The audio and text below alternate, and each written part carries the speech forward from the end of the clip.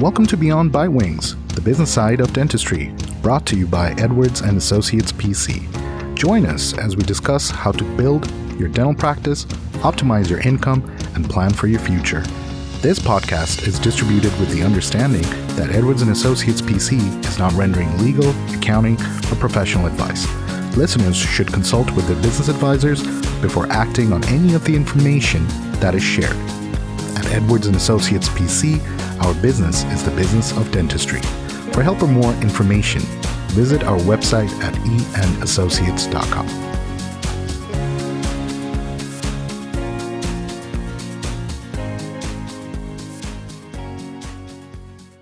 Hello and welcome to another episode of Beyond Bitewings. In today's episode, we will be talking about the importance of maintaining a healthy mindfulness mindset. Within the studio, there's me, Ash, and we have a special guest here on our episode today. Her name's Priyanka. She's a graduate student at Northwestern University. She's currently studying mental health counseling. She's a counselor in training under supervision and doing her practicum at Meltzer Counseling right here in the DFW area.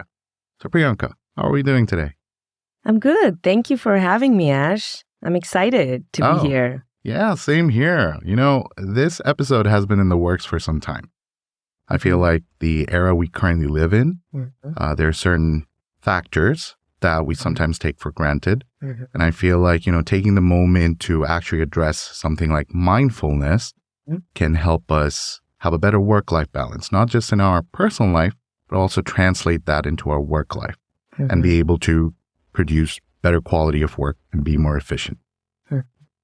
Right. I absolutely agree with you, especially in this day and age when there is so much stress with work, maintaining a nice, healthy balance of your personal life, and especially in fields which are more technical, requires a lot of dexterity, requires a lot of attention, especially with memory retention or, not spacing out. And these kind of fields are very, very hard to kind of tackle when you're not living in the present, So that's what I think. Yeah, I 100% agree. Now, to get this episode started, I think we should start with defining mindfulness. So, what is mindfulness to you?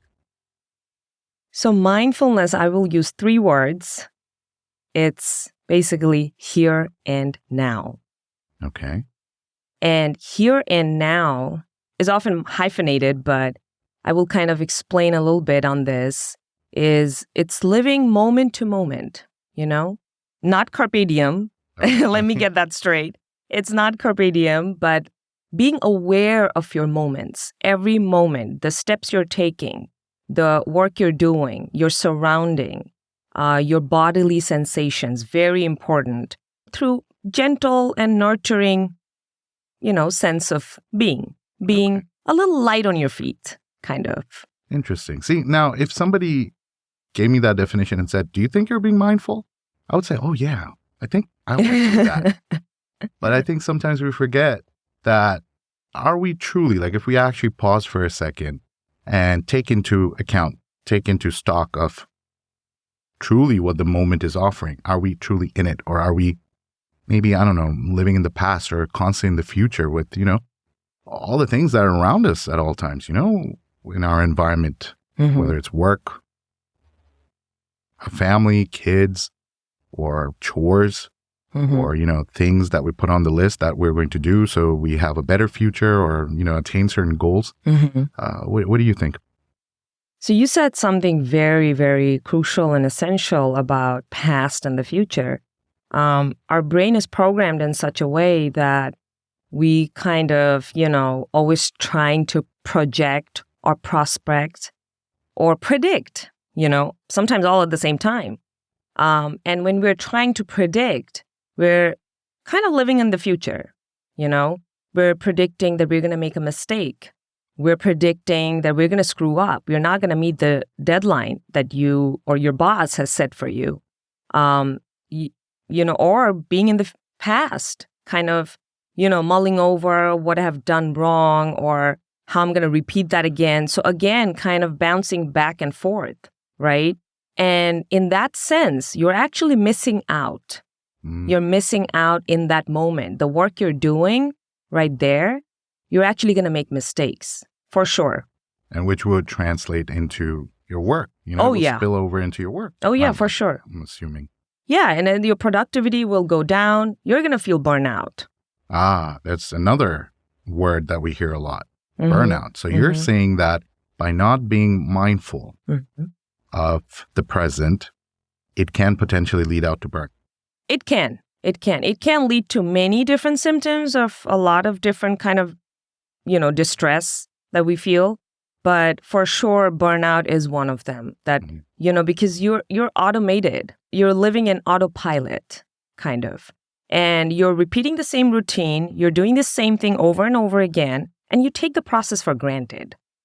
And that's when we make mistakes because we're assuming that things are going to go exactly how we want it to go.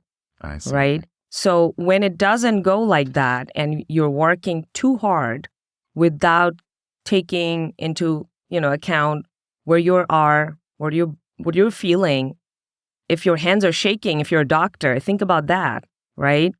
And then slowly you're going to burn out. This will also help attain a good balance. Yes, absolutely. Now, the other thing I'm thinking of is I think a lot of this can be achieved by being conscious, having an intent and actually consciously taking certain steps to be more mindful. That can have all of these positive benefits, but you have to consciously take some steps. Now, would you have some recommendations for our listeners about some of these steps that can be taken? So one thing I would like to kind of say is about intentionality, right? Deliberation. You have to do that deliberately, intentionally. And I also want to kind of bring to attention that it's like, an athlete will never get to the point where they are just by doing the exercise once or by doing an activity once. They're going to be putting in hundreds and thousands of hours to get to where they are. So it's kind of like that. You train your mind to do that. So that's important and key to understand. And yes, about the routine, that's where the routine comes in. A structure comes in, right? And some of them are very easy, but again, it's like I said, you have to practice. In one go, it's not going to happen, but it's going to happen, right? So one way you can do that, I feel, and in my experience, I have done that myself and I've seen tremendous changes in my memory retention, in remembering things or retaining information, right? So one way is absolutely just simple. It's breathing. Breathing? You don't say it. I mean, don't we already do that? We do that, but we do it very automatically, very unconsciously to survive, pretty much. I see. So you're saying that we should be breathing not unconsciously, but consciously, and not for survival, but with an intention. With an intention. Okay. You got it. So, for instance, you do breathing from your belly. So it's an exercise? Yes, it is an exercise. Okay. So you do breathing exercises from your belly, not the superficial breathing that we do, right? Okay. But from your belly, you take a deep breath, you let it out, and you track your breathing. You literally just focus on the breathing. When you're breathing in, say 1, and when you're breathing out, say 2. In your head, or are you trying to say it as you No. You say that in your head. Okay. That's probably better. And then count to 10, and then come back to 1 again, right? Do this 5 times, 5 sets, right? And you're going to immediately feel a certain sense of calmness. And again, it may not happen right then and there. You might feel a little bit of anxiety when you're doing it for the first time. You'll be like, what am I doing? It's ridiculous. But it's not, right? So that's one way of doing it, for sure. There are some other... Now, I would like to go back to this. So Yeah, sure. When would you do this exercise? Like, do you do this right after you wake up? Do you do this when you're feeling anxious or out of sorts? Or do you do it periodically throughout the day? So the first thing is awareness that you are kind of not yourself. You can feel something rising in your body. You feel some sort of discomfort maybe.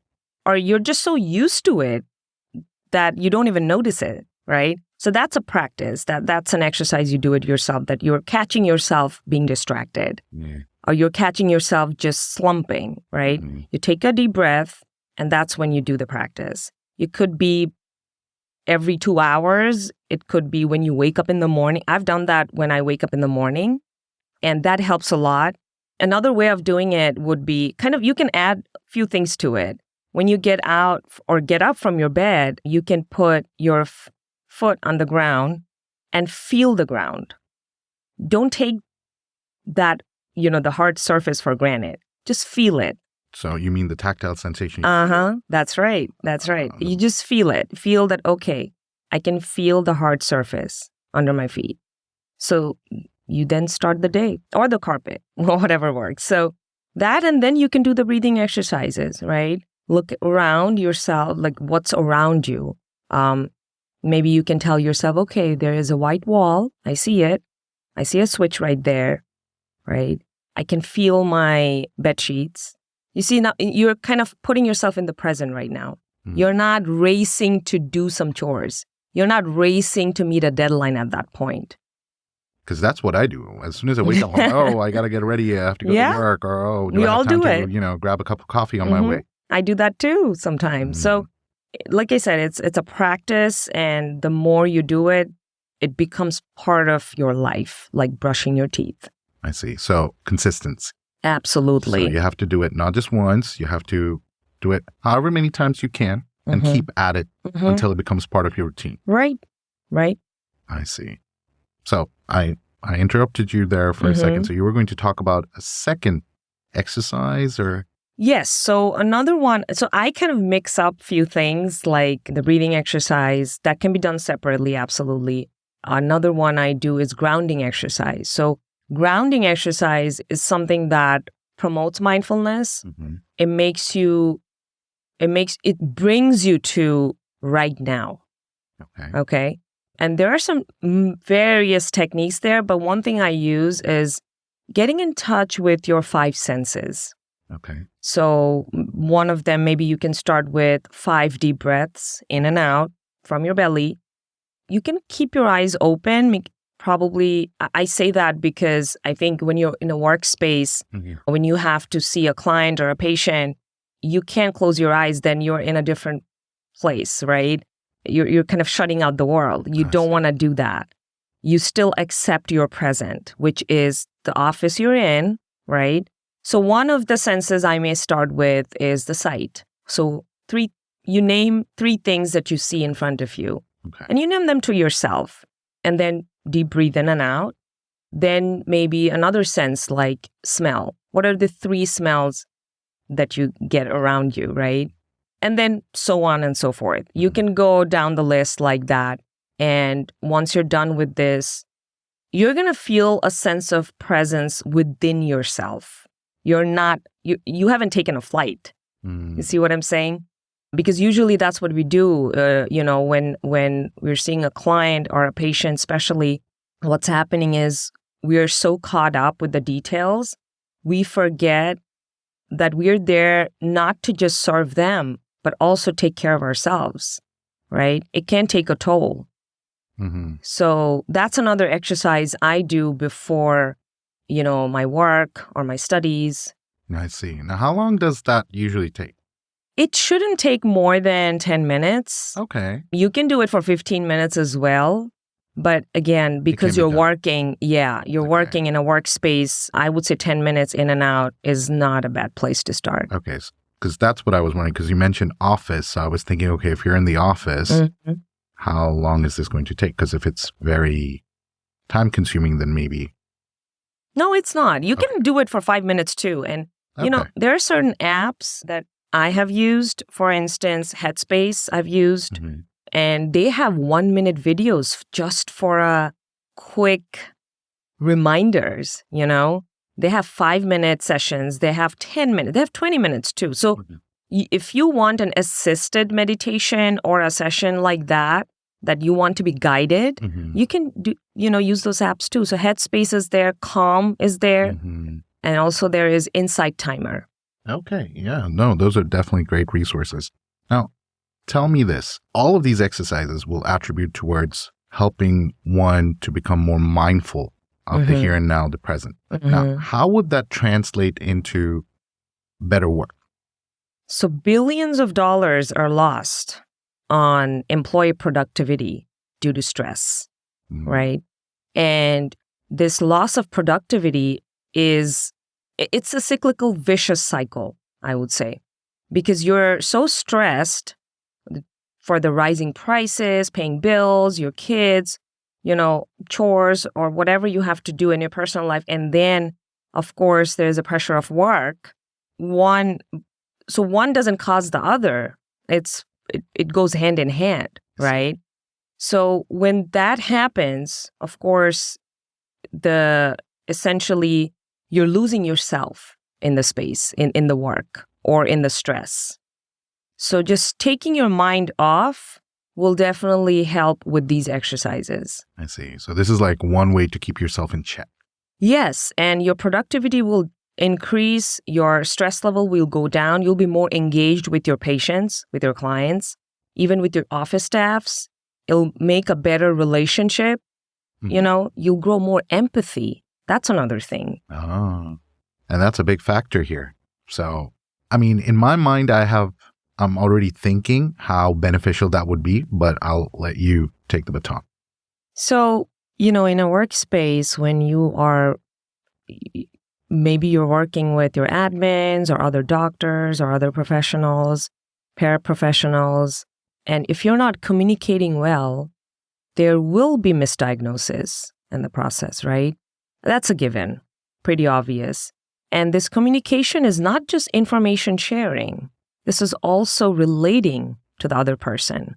You're spending, 8 to 10 hours a day in the office. And when you're seeing clients, when you're not seeing clients, you're still with, your colleagues. And when you're not relating to them, they're not going to listen to you, right? They're not going to listen to you. They're not going to communicate with you, right? There will be a sense of dissonance, right? From the expectations you have placed. Maybe you're a boss and you're the owner of a practice and you have set some expectations and they're not meeting it. And why is that? Is it just because you're not paying them well? I don't think so, right? So there's more to that. So empathy is extremely important for morale. I see. All right. Well, that's true. I mean, honestly, this is a team setting, right? So if empathy is not there, how can you be part of a team? At that point, it's just, boss and a few employees. Yeah. In a professional environment. Yeah, your relationship is just through the reward, the money you're getting. Now, speaking of employees, sometimes we run into this issue where, of course, the couple of exercises you just mentioned is something that can be applied by anyone. But what if someone runs into something that requires more of a deeper dive, right? Meaning, just these exercises are not enough. They're still feeling anxious or they're still not performing to their best. At that point, one may consider, what? I may need to go see a counselor. But there are certain stigmas associated with that. Absolutely. I feel like right now it's getting a little bit better. Yeah, it is. Going and seeing a counselor to focus on mental health. There's a broad array of positive enforcement through social media platforms or, other platforms. So it's gotten better, but I still feel like some people may wonder what that process is like, including myself. I mean, I've seen counselors, but before I did, that used to scare me because I didn't know how that works. And I'm specifically talking about the intake process. So I'm curious, what scared you? What scared me? Well, honestly, first and foremost, I just did not know how a counselor would address my issues. I'm like, you're not in my head. Right. And then secondly, it's probably good they're not in your head. That's true. So that's a positive. That's a positive. The second thing I was thinking was, okay, so for them to be able to evaluate me, they must require multiple sessions or, a lot of information from me on a piece of paper. I don't know. I think just the fact that a lot will need to be done added more to my anxiety. I see.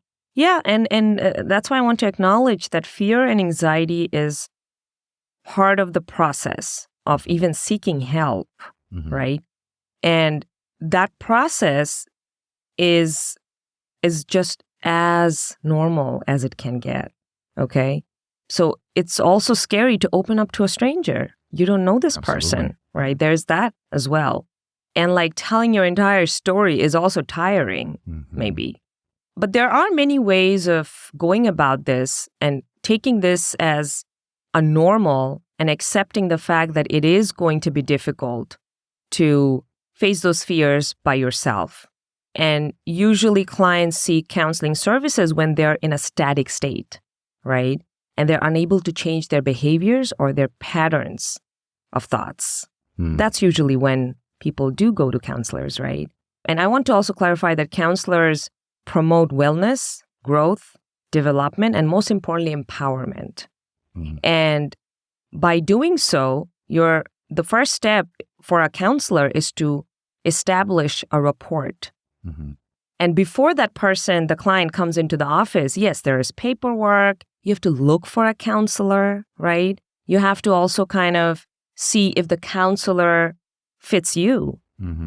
It's not just you go to someone, a specialist, and they're just going to take care of your wound, right? It's much deeper than that. Nice. So the first step usually begins by you looking through your Psychology Today is a great resource. It's a website where you can find your counselors around your area. There are a lot of filters that you can use. You can use your insurance as a filter as well. Okay. So you can see who accepts your insurance. The self-pay or out-of-network counselors are also there. If you're not willing to go through your insurance or you don't have insurance, there is a sliding scale rate where you get to pay less than what they're charging in case, you can't afford. That usually happens when you're doing self-pay. So these are some things, just few things you can determine through Psychology Today, right? Another way of going about it is to go through your insurance website if you have insurance, and depending on what plans you have, they'll give you, your copay will depend on your plan, of course, how much you have to pay up front. And if you go to the website in your profile, you can look up therapists or psychiatrists or psychologists near you. You can look them up. Unfortunately, sometimes in insurance pages, there is no rating of the counselors or the professionals you're going to see. So you might have to do some, Google search. I see. So you can see their ratings or maybe some comments on their Google reviews and stuff like that. So there are those ways of kind of looking for a counselor. I see. Okay. And for the next step is when you find one, right? It suits you. You're going there. You have called them. Just make a call, talk to the admin, or sometimes even counselors, receive their own phone calls if they don't have an admin. So you get to speak to them. A lot of places, the counselors will give you 15 minutes for a session where you get to, in brief, tell them the issues you're coming with, the concerns you have, and also hear the counselor what methods they're using. You can ask them any question you want. I see. Just to get to know if your needs fit what they can give you or the services they provide. Great. No, those were some fantastic information, Priyanka. I mean, starting with some of the exercises that you can do on your own, maybe utilizing some apps to, seeking professional help. So that's great. No, fantastic. I'm really, really happy that you were able to make time for us today and give me and our listeners the information that we've been actually looking for some time. So thank you for being here. No, thank you. Thank you so much for having me. Absolutely. Well, it was a pleasure having you. Thanks for listening today. Be sure to subscribe to Beyond Bitewings on your favorite podcast platform. For more information, you can follow us on Facebook, Twitter, and LinkedIn, or reach out to us on our website. You can also shoot us an email at info@eandassociates.com.